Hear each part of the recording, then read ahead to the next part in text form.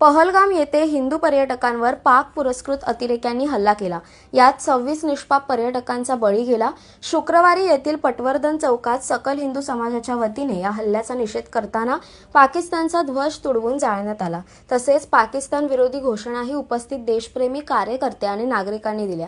या आंदोलनात बजरंग दल रत्नागिरी सिंधुदुर्गचे विभाग संयोजक दत्तप्रसाद ठाकूर, तालुका संयोजक नागेश मोगविरा, सहसंयोजक दिनेश सरुडकर, अखिल आजगावकर, मकरंद सावंत, विश्व हिंदू परिषदेचे तालुका प्रमुख सुनील सावंत, नंदकुमार आरोलकर, राष्ट्र सेविका समितीच्या प्रतिभा करंबेळकर, मृणाल ठाकूर, सुरेखा महाजन, भारतीय मजदूर संघाचे भगवान साटम यांच्यासह शेखर गडेकर, नरोत्तमभाई पटेल, पंडित करंबेळकर, अमित मयेकर आदी उपस्थित होते।